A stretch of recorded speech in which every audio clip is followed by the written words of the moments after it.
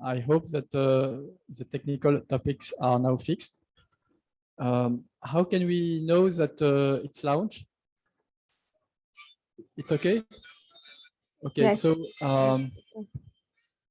welcome to everybody to this COP27 side event on the GIBT pavilion.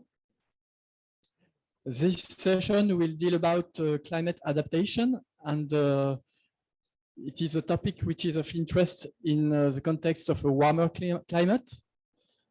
And to introduce myself, I'm Idriss Katrada. I'm the CEO of Innoal Environmental Consultancy firm, a member of CINO Federation and the FIDIC Sustainable Development Committee. FIDIC is an international federation of consulting engineers. And I'm very pleased this morning to have with us, we have with us 6 speakers, which will address this topic. So there will be several people from different locations, and I will briefly introduce them. So there is Régis Meyer, who is an advisor at the French Ministry of Ecology. Then there is also Stéphane Poufari, who is the CEO of Energy 2050. We have somebody from Italy in Milano, Lorenzo Paglino, who is a professor, and he works for the university, the Politecnico University of Milano. We have also in the southern Mediterranean in Egypt, and we thank you very much, Egypt team, for their welcome here. So we have Eba Abdel Hakim, who is in Cairo. Then we have still on the Mediterranean side, Rim Nafti, who is in Tunisia and who is working for the GIZ, and she's a national coordinator for the PIB program. And having said that, I forgot to say that Eba Abdelhakim is a PhD candidate. She's a Passive House certified, and she's also the CEO of Passive House in Egypt. Then we will have Jessica Grove Smith, who is currently in Germany, and she works for the Passive House Institute. So after this brief introduction, in order to keep time, I give the floor to Régis Meyer for some opening remarks, and then we will be able to move on to the core of the session. Régis, the floor is yours. Thank you. Thank you very much, Idriss, and all organizations involved in this event. Heating space is a major source of GHG emission, and regulation, proper regulation and technical rules in energy efficiency for clean heating are already implemented in many countries. This is not the case to face a warmer climate, and especially heat waves and new heat domes. Period of over 40 degrees are already more frequent, and I have to refer to last year a warmer event in Canada, in Pakistan, in Europe. So everywhere we have to face really, really strong warmer climates. So we need to adapt, and we need to develop tools, skills, and rules to tackle the issue of summer comfort and to protect the health of people. So the French new regulation, as an example, give a first answer by referring to the last heat wave to design summer comfort according to a new index. So this event gave our experts at the edge of knowledge to provide a proper answer. So I'm very impatient to listen to them. But first, last, I want to say that this issue on adaptation has to be included in what we call the 10 principles the manifesto for 10 principles for effective action in adaptation that the Global IBC developed.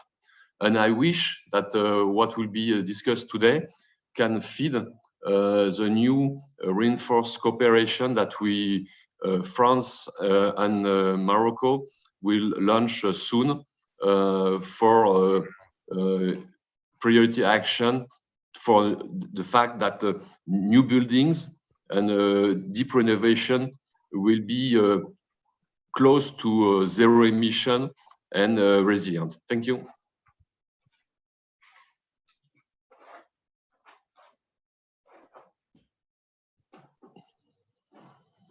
Thank you, Regis. So now I propose to go directly to the core of the session. Thank you very much for this introduction. And Lorenzo Pagliano, please, the floor is yours. And hopefully I will be able to move the different slides on the screen. Thank you. Good morning to everyone. Thanks for the invitation. Can you hear me well? Yeah. Okay. So please, Idris, if you can move to the presentation mode, probably. What we are seeing now is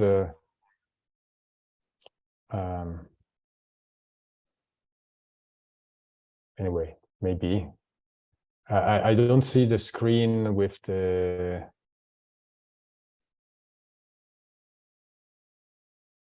slides running, but maybe it's coming. Okay.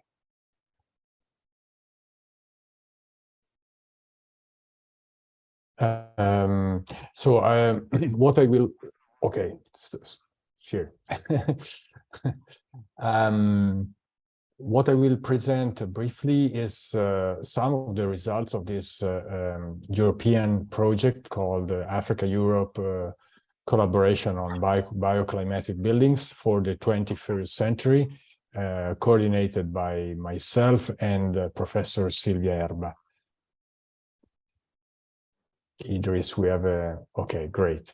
Yeah, so yes, I am professor in building physics at the Department of Architecture and Urban Studies at Politecnico.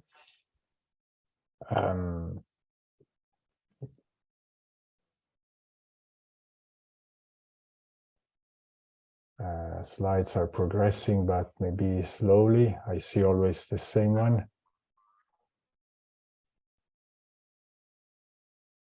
Yeah, that's the difficulty of being far away. But also we are saving a lot of CO2 by not traveling.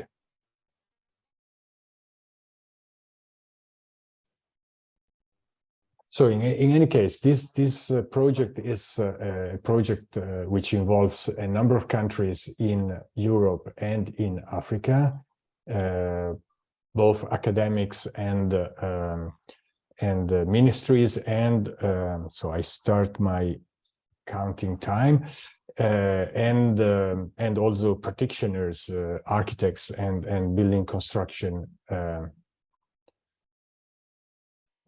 Okay.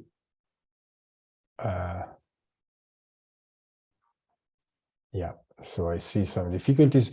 So maybe I continue without the slides to gain time, and then we go to the slides. One of the ideas is definitely to exchange knowledge between Africa and Europe, also learning from the recent wave of African architecture, new young architects reviving vernacular architecture and local materials. Okay, maybe now the slides are on. Okay, great.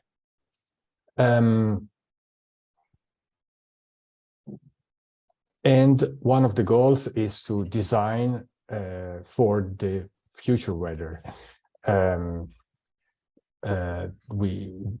this, we need to anticipate what will happen in the next decades, rather than using as input for the simulation and calculation weather data which are referring to the past, as it happens mostly today. So this is one thing. We need this description of the future weather, accurate or approximate, and available publicly and certified publicly. Idris, if you can go on with the slides.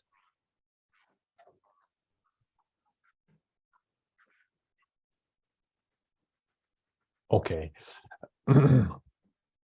I guess for those watching, I don't know if it's possible to make my video smaller and the slides, or even take away my video. I see the slides very small. And this will help also the next speakers, I guess.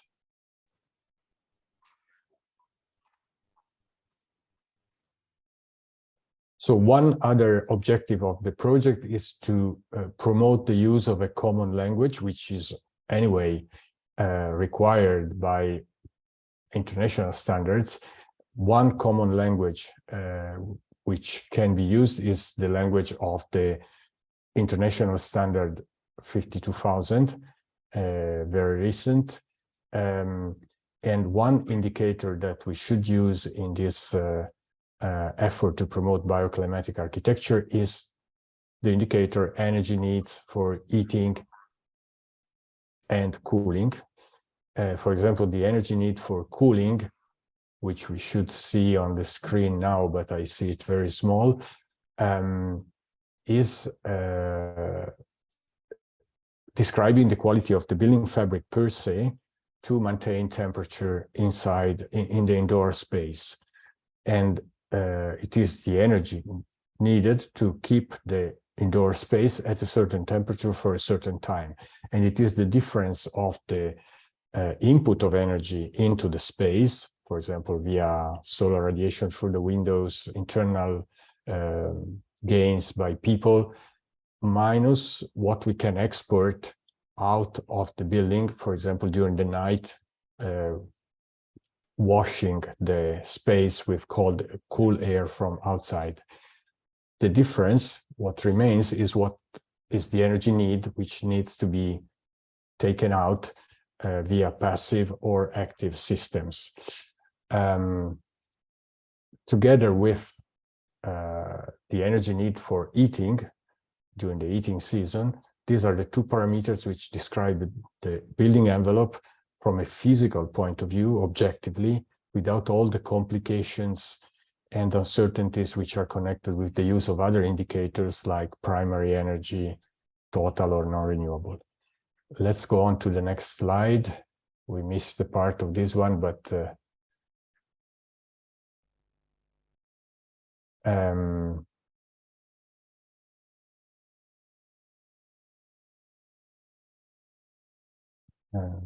by the way, I can try to have my slides also here.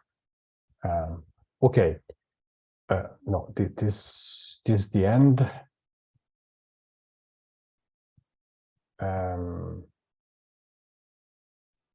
So there are some building codes which already use these indicators, energy needs for heating and cooling. For example, in Morocco, the building code limits the energy needs for heating or cooling. So it focuses on the envelope, as it should be, for a number of reasons. In Switzerland, it is mandatory to have a low value of energy needs for heating, and it is mandatory to have solar protections, minimum thermal mass, and only after that you have the permission to install active air conditioning if still needed. There is another parameter which is called the net zero energy or net zero CO2 balance over a year, which is sometimes used in a misleading way. If you do a virtual balance over a year, you can get zero, making the difference of the energy the building uses minus the energy renewable energy generated at the building site over a year, but in the different months, the balance is not there. And so you need to have seasonal interstorage. You store energy today and use it 6 months later. And this requires a lot of materials, land, and implies losses, which in many cases are not counted into this paper balance. There are ways to, please go on to the next, to correct this. For example, in the Italian legislation, the energy balance on primary energy is done month by month rather than over a year. And if calculation would be available to calculate hourly, then the balance could also be done hourly.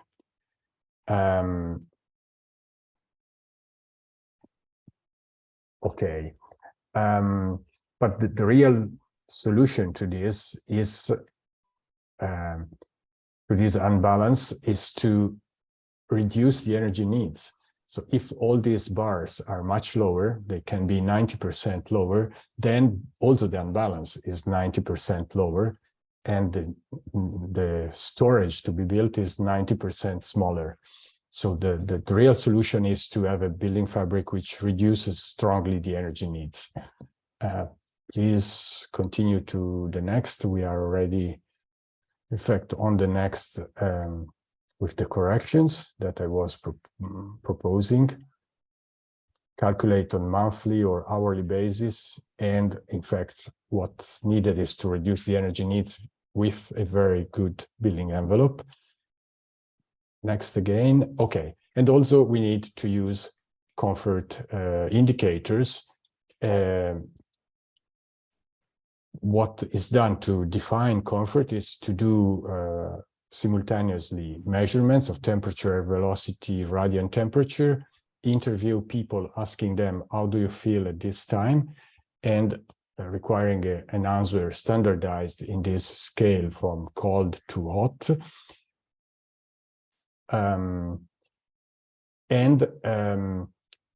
Tens of thousands of these interviews have been done and are collected now in the ASHRAE Comfort Database second, published in 2018. We have participated to this work. And in Africa, we will add new data with new measurements we are running now under the project ABC21. Please continue. One important parameter is air velocity that's shown by these measurements and interviews. So we knew from experience that if we have air velocity indoor, the comfort zone goes to higher temperatures. So you can be comfortable at 28 with air velocity as much as at 24 with no air velocity. So this is an example of a building in La Réunion where there is, for example, in the classrooms at the upper floor, cross ventilation to provide this air velocity and ceiling fans. At the lower floor offices, they have available both cross ventilation, ceiling fans, and a bit of air conditioning, and they can mix these three ways to achieve comfort, even air conditioning and air conditioning at high, let's say, keeping the temperature relatively high, and air velocity. This seems to work well, and the response of the occupants is documented in the paper you see below. Please, let's proceed to next one. So this is crystallized in the norms now in a very explicit way that allows to do calculations, include easily. We will not go into details. You find the details, for example, in the ASHRAE 55 or the European legislation. And again, the analysis of the database shows that, please, next one is good. Okay, examples where people have been interviewed also is this large space, also large spaces can be, let's say, made comfortable via the use of large ceiling fans as this large space, or this classroom by Francis Quéré, a winner of the Nobel Prize in 2022, Nobel Prize for Architecture. There are ways to calculate how to distribute velocity with the ceiling fans for designers. Let's go to next one. Cross ventilation is included in the design of many buildings of the new wave or African architecture, like this one from Vincent Quéré, this school. So ventilation for daytime comfort, for night cooling. Let's go on.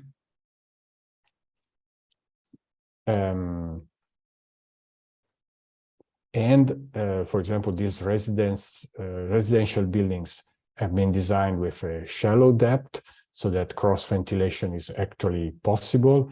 And the surroundings are designed for no cars at surface, no noise, possibility to open at night without disturbances. This is in La Réunion. Let's go on because time is running. That's the last one, or almost.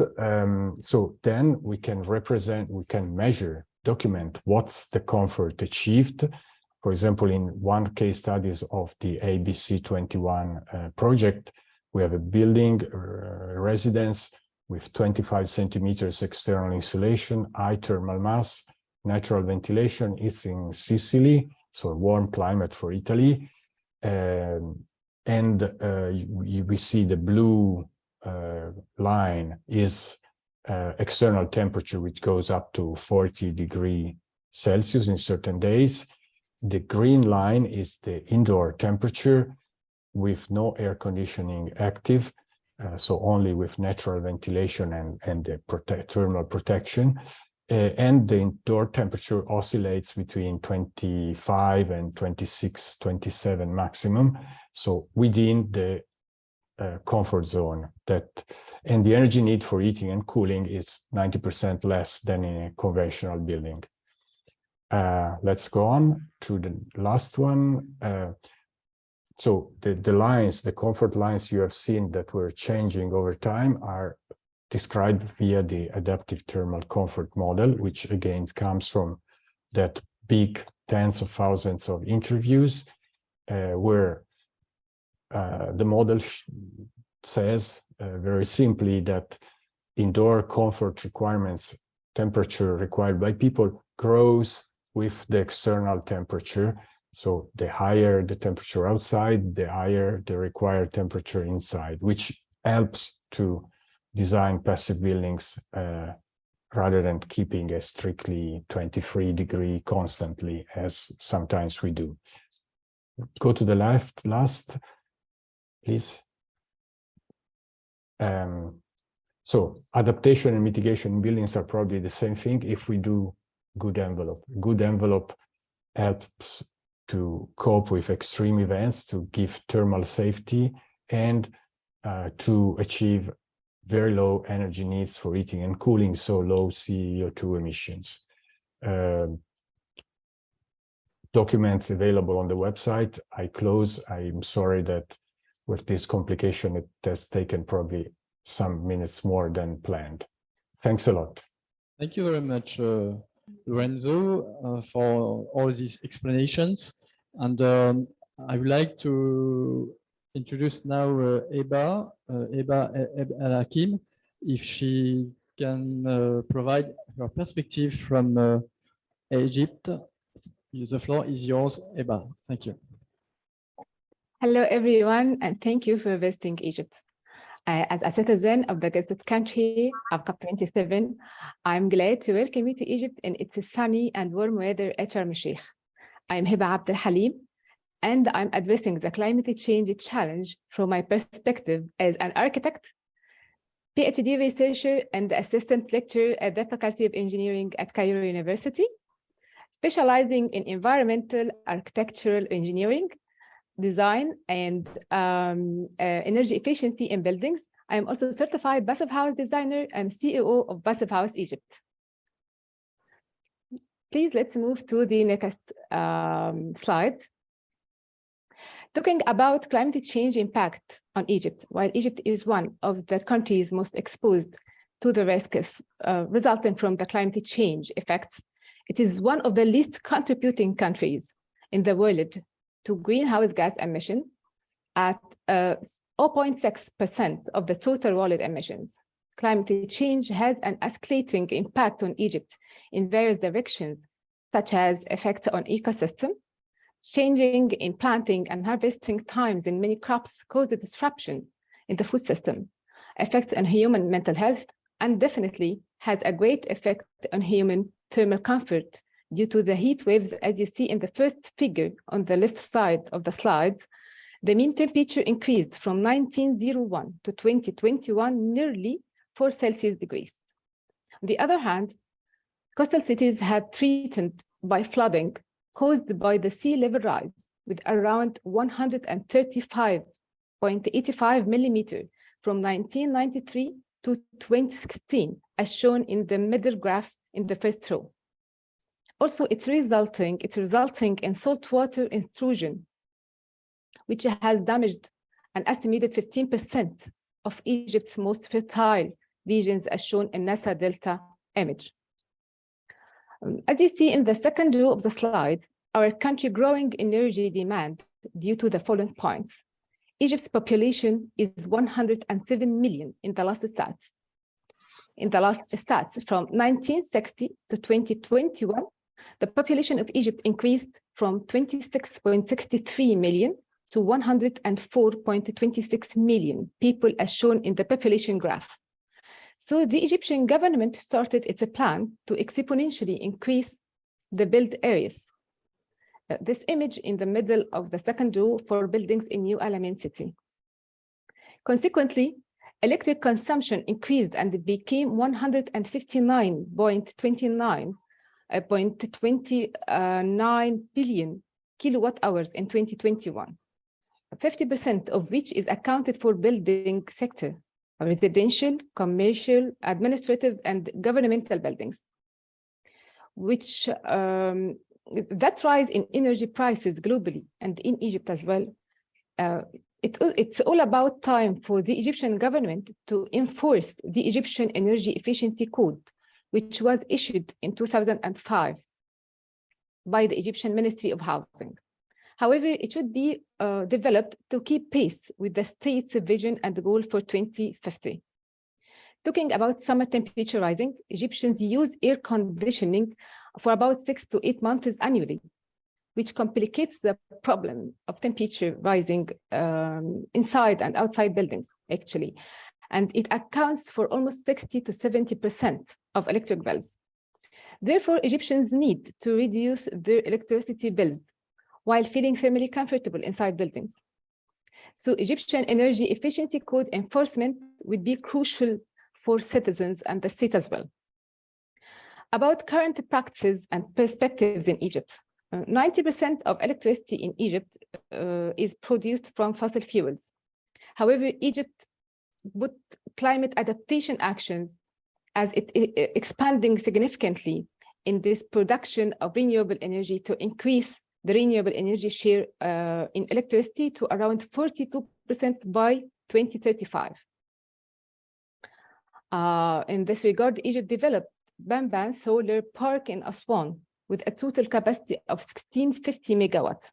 Also, Egypt has a large wind farm in Zafarana years ago, and recently developed Ras Gharib wind farm that generated more than 1 terawatt hour.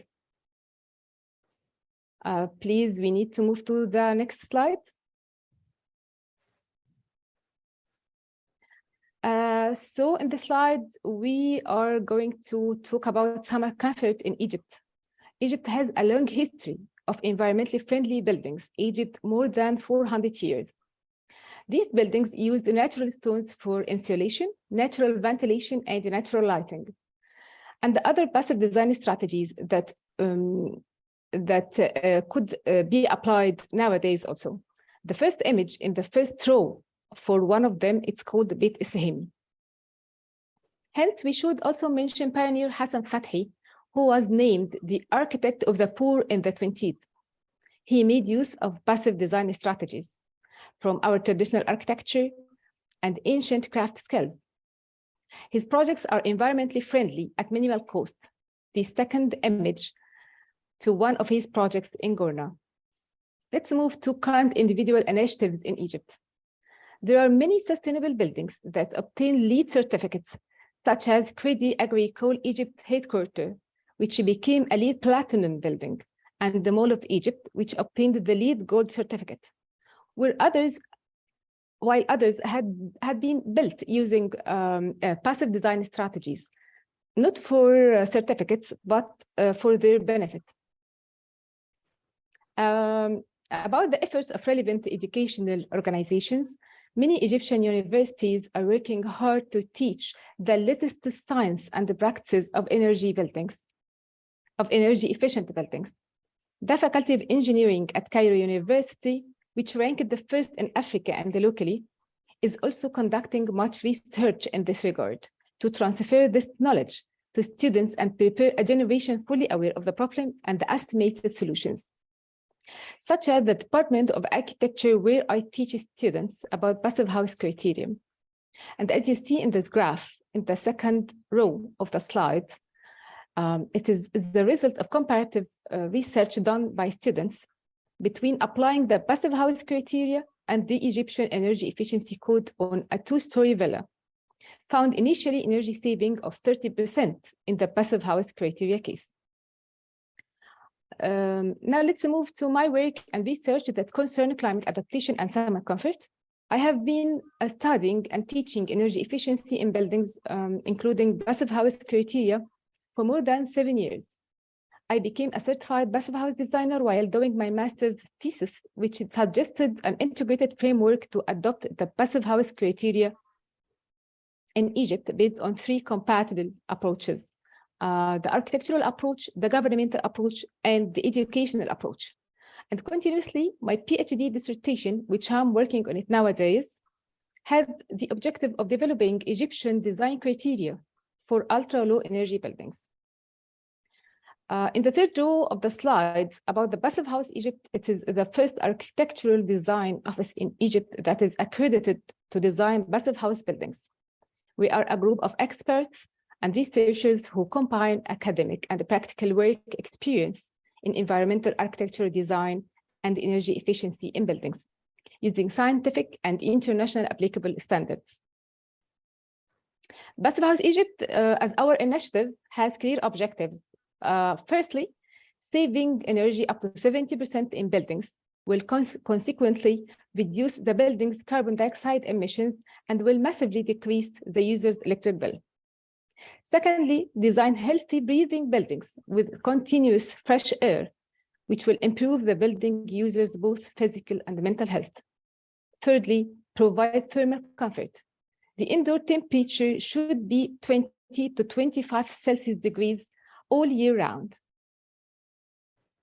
That should be achieved by decreasing the building's thermal load through scientific criteria that address the building envelope insulation, well-insulated windows, efficient ventilation system combined with natural ventilation when possible, and best use of daylighting. That mission of effectively having summer comfort could be extended to retrofitting projects as well in Egypt and the MENA region. Finally, such kind of large research and work open large doors for cooperation opportunities with the local and international entities, including energy efficient criteria development, research working, financing energy efficient projects, training of skilled building staff, and localizing installation materials as well as ventilation equipment. Thank you. Thank you very much, Eba, with this presentation about the current practices in your country. We can go now to the Tunisian situation. Rim, the floor is yours, and if you could introduce very quickly the Tunisian situation, it will help us to finish on time. Thank you.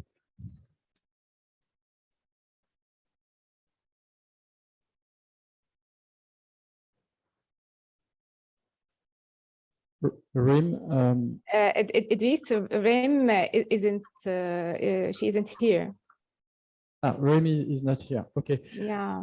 So in this case, I suggest to go to the presentation which is a wider perspective, and Jessica, in this case, would like to introduce the approaches which is developed by the Passive House Institute in order to explain how it can be done in different locations in the world. Thank you, Jessica. Thank you very much for the introduction, Idris. I'm just switching to the slides. One moment.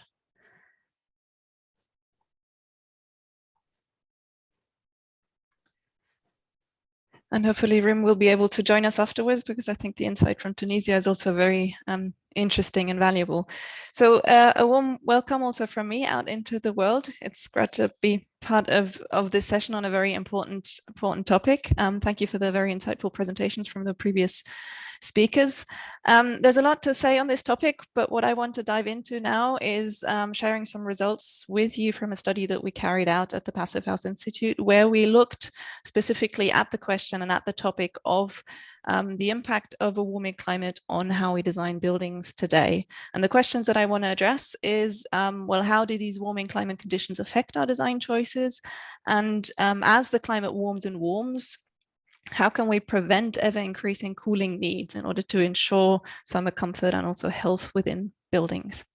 Bearing in mind that obviously buildings are very specific to the local context, not only because of the local climate conditions, but also because of the cultural context. So bear in mind as I go through these presentations that the guidelines that I'm sharing with you are fairly high level trends for different climate conditions, but obviously for the actual implementations, you do have to also look at the local cultural context. In order to look at these trends and get an idea of what the impact of climate warming is, we roughly grouped the world into 3 categories, and we're going to go through them one by one, starting off with heating-dominated climate zones, then at climate zones where there is heating and cooling, and then thirdly, locations which are cooling-dominated. Starting off with the heating-dominated climate zones, I want to share an example with you based in Germany, in Berlin. And what we're looking at here are the results from a study for an example multifamily building in Berlin. What you see on the graph in red here is the heating demand, the calculated heating demand for this multi-family building if it were built to German building code. On the left-hand side, the red one is with current climate conditions or past climate conditions, whereas as we move towards the right, that's for future climate projections. For 2050 in the middle, and then 2100, so end of the century towards the right. And as you can see, one would expect the climate is warming, so the heating needs will reduce towards the end of the century. And the severity of that depends very much on the scenario or on the actual climate warming, which we don't know how it's going to pan out. We're working towards the fact that it doesn't, or we limit the warming effect. But what we looked at here is the different scenarios that have been published by the IPCC.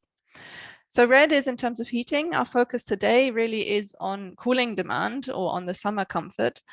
So if you look at this graph, if you look at the red, at the black dot, sorry, that's the frequency of overheating, which we can use as a measure for summer comfort. And here you can see that towards the mid-century or ed-century, it becomes critical. In today's, this building as it is designed today, it is absolutely comfortable in today's climate conditions, but as climate warms, this building will overheat and become uncomfortable or even unhealthy in the future.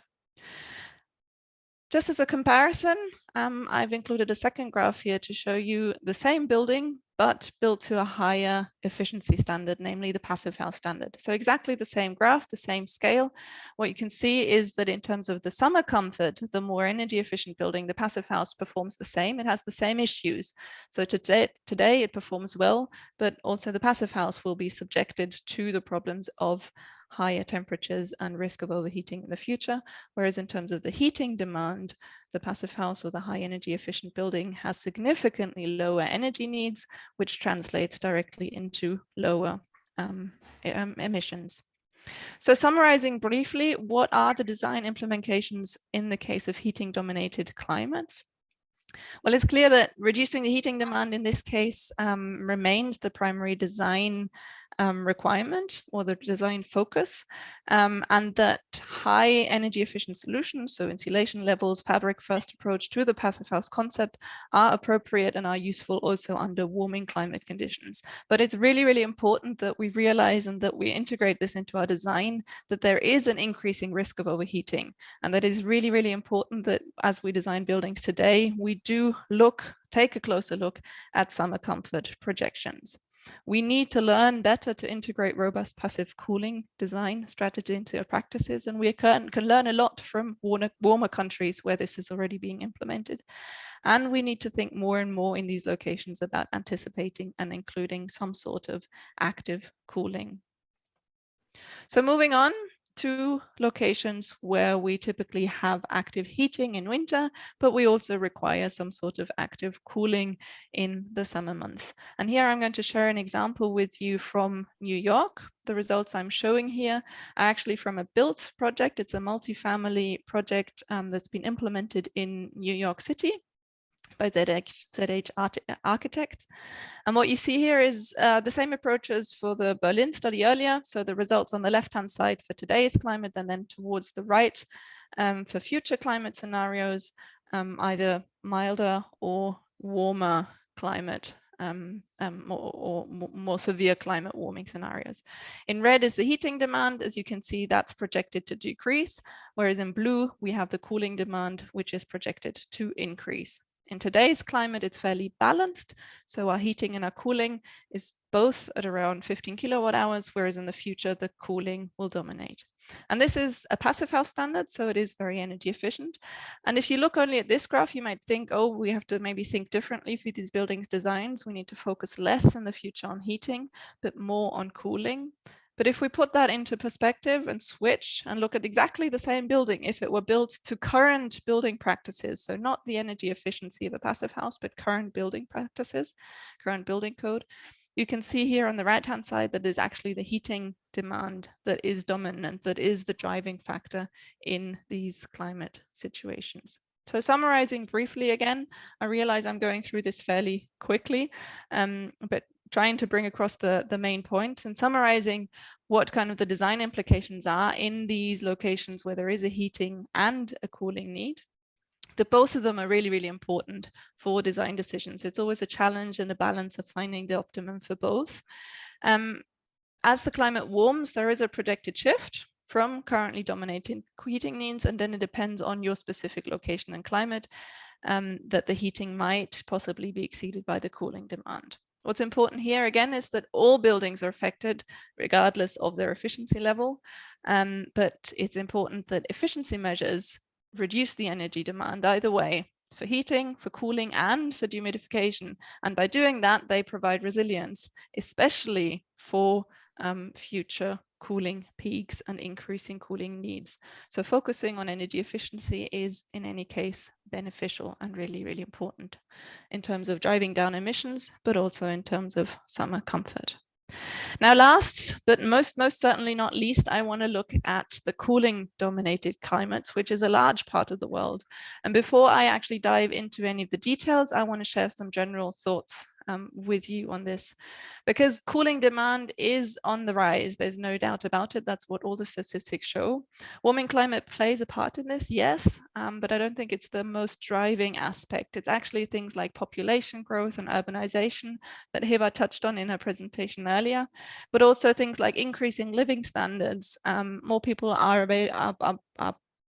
able to afford cooling, which is a fantastic and a great thing, but that does have implications in terms of the cooling needs and the electricity and energy consumption in these countries. More and more is being built and more is being cooled.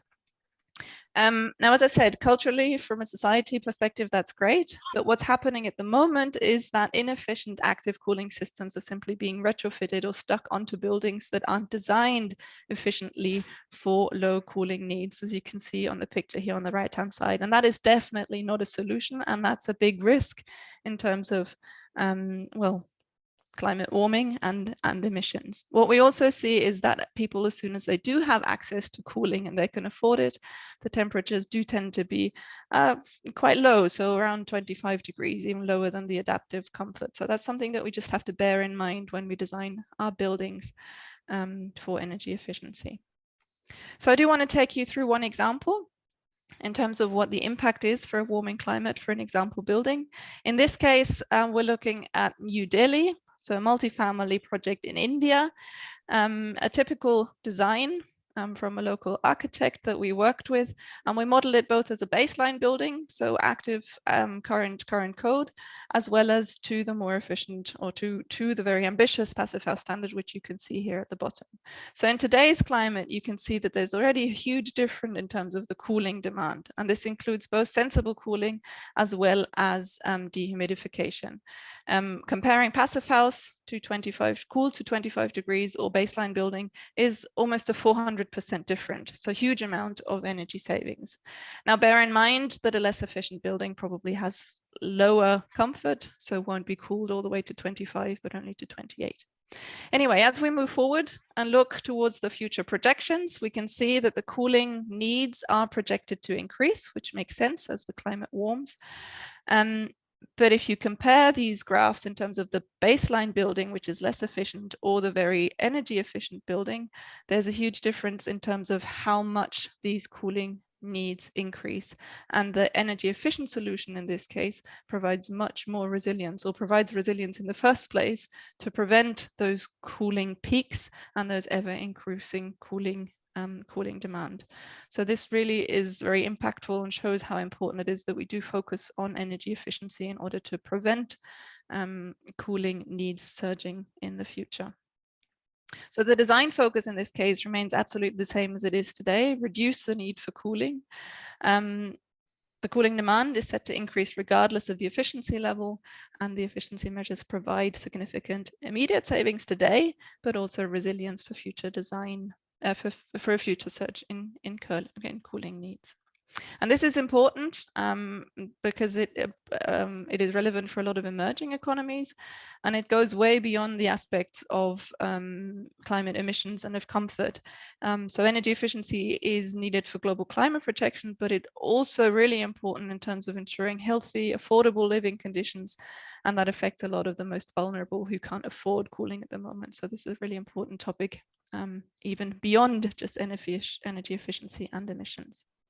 Now I'll go through this quickly because I know I'm already running over at the limit of my time. What I want to emphasize is this is a design task. So emphasizing on efficiency first, fabric first, and really taking into account resilience when we design our buildings towards warming climates. Cool buildings of all, that's where we want to get, but how do we get there? The technology and concepts do exist. We've seen some examples in the previous presentations. What we need is really tools in order to increase and upscale and speed up the market uptake. So incentives, capacity building, and then it's also the development of technologies. So my general conclusions: how do warming climate conditions affect our design choices? It depends a lot on the climate, it depends on where we are, it depends on the local context, but it is important that we bear in mind that the climate is warming. We can't ignore that when we design buildings today. When we design buildings, we must take warmer conditions into account. It is possible to use simplified approaches that can take us a long way. So implementing passive cooling design strategies is essential, both for free running, but also for actively cooled buildings. Active cooling can't always be avoided in terms of comfort, in terms of equity, but also importantly because of health. And that's okay. So we don't need to design buildings to eliminate cooling. We need to design them in a way that they can be cooled with little energy input. That's really, really important. And energy efficiency measures can achieve that. They can ensure high comfort and high health with low energy needs.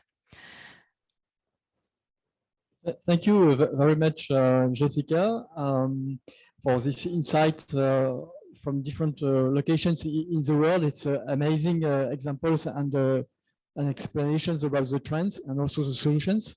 And now I would like to give the floor to Stéphane Poufari, who who will be able to provide some conclusions on this topic and to wrap up also this session.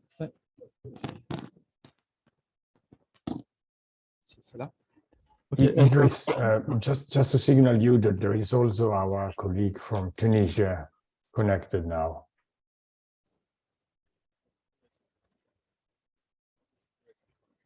Idris, can you? So I'm here. I'm more than happy to make the conclusion of this very interesting event. And as we are, sorry, it's okay? Okay. And just a few words about Energy 2050. We are members also of the Global Alliance, and we are working on the systemic approach of development and building this part of the story. And also we are supporting some negotiation, designing the NDC, and also implementing low carbon strategies. So by the way, I will say we are deeply involved in the implementation side.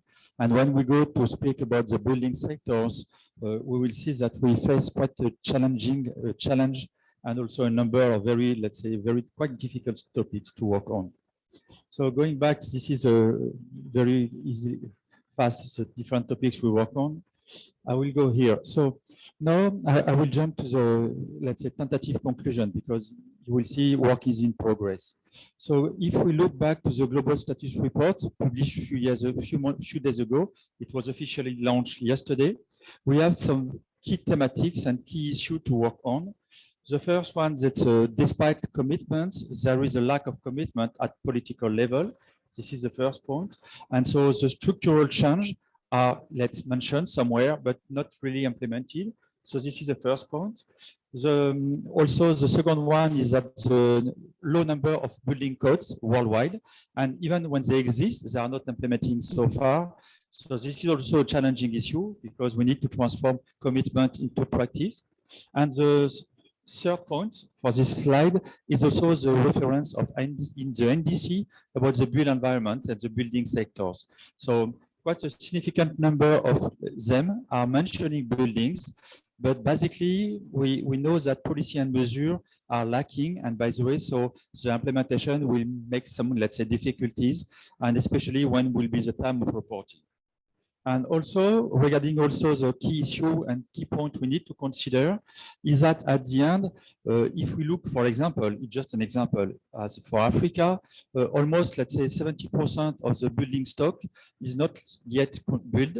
And we can imagine if we are badly or poorly build this new construction, we will create locking effect by consumption, energy consumption, for cooling, and for also the whole value chain of the building.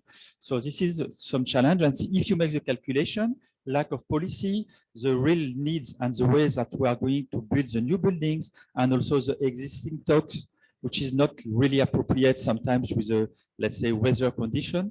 And especially if we consider the trends about climate change, adaptation and resilience will become more and more challenge. We face a real challenge and difficulties. So this is the point.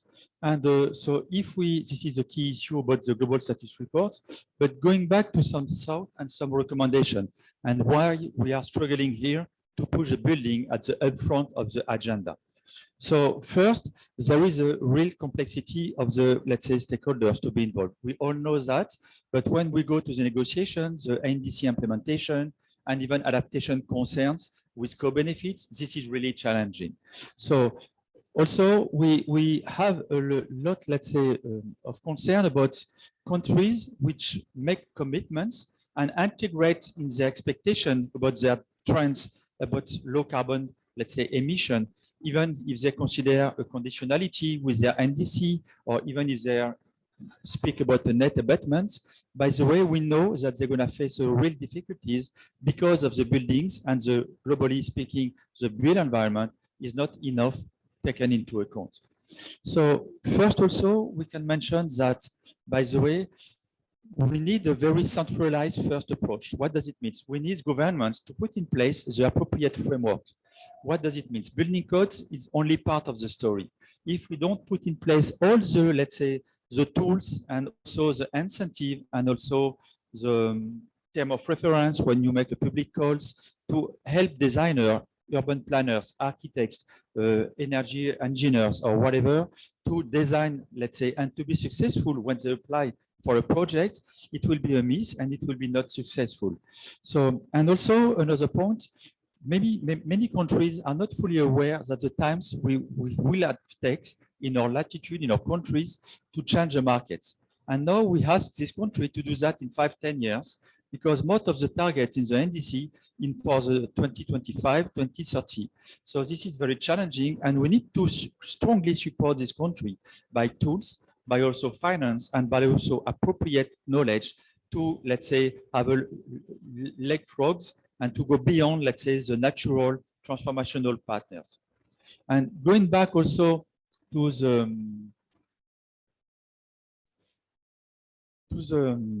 let's say, yes, it's working. To the last one, I think it's my last slide. We need also to try to mix all the guys to be involved in the value chain of the buildings, to be somewhere involved. Why does it mean? Because all these guys are very fragmented, but at the end, they are very blocked everywhere. For example, just going back to, for example, the energy efficiency. Some of my colleagues are speaking about that. But for example, if you look to the appliance, it's very good to have, let's say, some code, some labeling, but we need also to support the transformation of the market. Otherwise, also, for example, for the raw materials, it's very good to speak about vernacular, to be traditional materials, but so far we faced acceptance concern, and also we face difficulties to be, let's say, accessible and affordable, and to be in the value traditional chain for new buildings, and even for refurbishing some existing one. And this is even worse if you go to social buildings. We need strongly to support these materials and to put specialized indicators to reflect their performance in the NDC somewhere and the building calculation overall to demonstrate their additionality. This is very sensitive because if we don't have this data, it will be very difficult to push these sectors in the NDC reporting.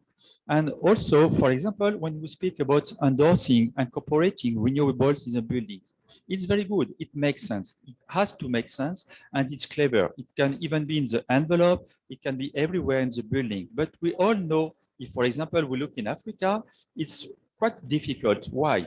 Because you need a significant amount of upfront cost to deliver these materials. And for example, if we want to put even this mention in the building codes, we need to support countries to think different. For example, to put some subsidies appropriate in the long term, why not of feed-in tariff for buildings, for PV in buildings, for example, for geothermal, why not for thermal collectors. So it has to be supported. Otherwise, it will be just mentioned in the building codes, but not applied. And last point, we need not only to work on this kind of issue, but also to develop a market. And on this issue, I have a special mention to international funders and even for different funds available for countries, whatever it could be, the Green Climate Fund, the Adaptation Funds, the special funds, and even private finance. We need to put special mention when we make a call. Why? Because like that, architects which are trained, we have a training in Togo with the African School of Architects since 9 years. And architects explain to us is very good, it's appropriate, it makes sense. But we would use these, let's say, schemes in our design, we will not be successful when we apply for a call. So we need strongly to support the market. And when we put in place a public order, we need to give a bonus to be measurable with additionality, to demonstrate and to enlarge, to scale up the size of the market. This can be my key recommendation. It is the work is in progress, but you know we are in a hurry. So we need strongly to discuss with policymakers where here in the negotiation and even also to international funders to support the transformation, not only to call for building codes, but to go beyond. Thank you so much again. And I will give the last word to Idris, which was the key man to organize this nice side event. Thank you so much. Thank you very much, Stéphane. And the recommendations are very important. It's very key topic to address the enablers and also how to mainstream, I would say, the good practices either from the ground side, either from the policy side. So these recommendations are very useful, and hopefully they will be listened to. I would like to thank all the speakers who provided their remarkable insight on their topic, either from a country perspective, either from a larger perspective. Also, I would like to thank the technical team. This is quite challenging, and also all the attendants, the participants. I'm very sorry that it was quite unstable, but hopefully, maybe if you would like to watch the replay, it will be available on the GIBC website. So for the, I would say, the session which is most of interest for you, you can see it, and hope that we will be able to implement to get together the solutions. This is one of the, would say, leading word for this COP27. Thank you very much to all. Have a good day. Maybe a last word, maybe to find another slot for NAFTI to presentation of the Tunisia example. We'll find another way to promote you. Thank you. Yes, thank you very much, Regis. Yeah, thank you.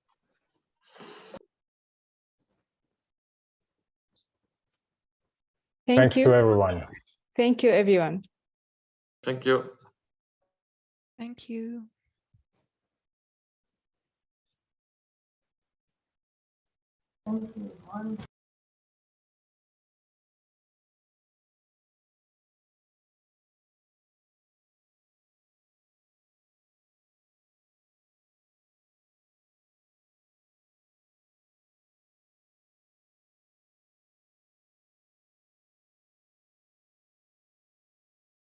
The stream has stopped. Thank you.